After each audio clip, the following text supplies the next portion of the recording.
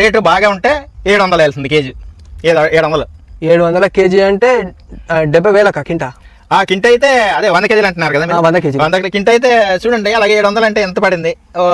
100 కేజీలు అంటే 70,000 ఎంత అవుతుంది? ఎన్ని కింటాల దిగుబడి తీసుకోవచ్చు? ఎకరానికి ఒక 15-20 దాకా వస్తాను. టన్నున్నర వస్తుంది. అట్లయితే 7,50,000 అంటే దాదాపు 10 లక్షల వరకు వస్తున్నాయి. మళ్ళీ అందులో మీకు ఇప్పుడు పురుగు మందుల బెడద లేదు, ఎరువులు పెట్టలేదు, అడవి జీవుల బెడద కూడా లేదు. అట్లా వస్తున్నాయి మరి నిజంగా? ఎకరాన 10 లక్షలు వస్తున్నాయి. ఓకే, నిజమే కదా? తమ్ముళ్ళు వేస్తాను నేను, ఎందుకంటే ఆడియన్స్ ప్రతి పంటను తీసుకొచ్చి లక్షలు చూస్తే వాళ్ళు అట్లా నమ్మి మోసపోయిన వాళ్ళు ఉన్నారు. అలా నేను కూడా ఒక. నమస్తే, తెలుగు కిసాన్ ఛానల్ ప్రేక్షకులకు స్వాగతం. నా పేరు ఉదయ్.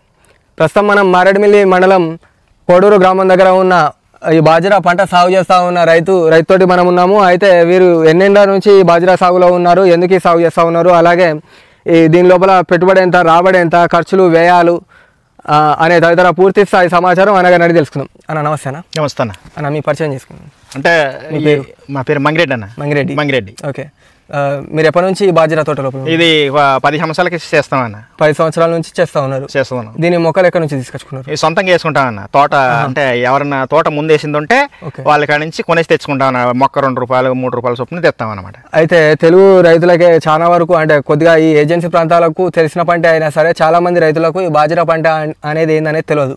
ఈ బాజిరా పంట ఏంటిది, దీన్ని దేనికి వాడతారు? లిక్విడ్కి పనికి వస్తుంది అంటున్నారు అన్న. సిటీలో వాళ్ళు లిక్విడ్ పనికి వస్తుంది అంటున్నారు. అంటే కాస్మెటిక్స్ దాని గురించి తీసుకెళ్తాం. రకరకాలుగా పనికి వస్తుంది, ఒకటే కాదంటున్నారు.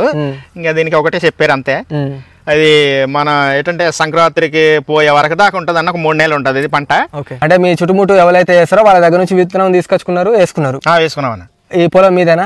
మాదేనా. ఇది ఎక్కువ శాతం ఈ పంట కొండల పైన అంటే గుట్టల పైన చేస్తాం. కొండల పైన ఎక్కువ ఉంటది. మీ భూములు ఇక్కడనే ఉన్నాయి, కొండల పైన ఉంటది. కొండల్లోనే ఇంకా బాగా వస్తుంది.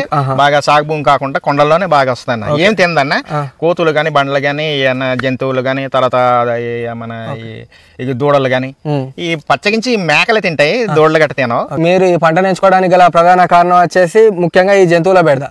కోతులు అయితేనేమి, ఆవులు అయితేనేమి, అడవి జంతువులు అయితేనేమి వీటిపైన అంటే తినకుండా ఉంటాయి కాబట్టి ఎక్కువ శాతం ఈ ఏజెన్సీ ప్రాంతాల లోపల సాగు చేస్తాం. అందుకొరకు మీరు ఈ పంటను ఎంచుకున్నాను. అయితే మొక్కకు మధ్య ఎంత దూరం, సాలుకి ఎంత దూరం? అంటే కొంతమంది ఇంకా దగ్గరికి వేస్తారన్న. అంటే బాగా చెట్టు పెద్ద అయితే బాగా దిగుబడి వస్తుందండి.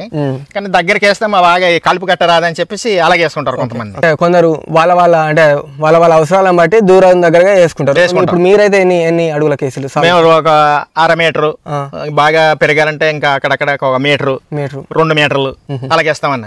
2 మీటర్ల కంటే ఎగస్ట్ బాగా దూరంగా వేయకూడదు. చెట్టు ఇంకా బలంగా ఉంటది కానీ బలిసిపోద్ది, కాపు తక్కువ వస్తాను.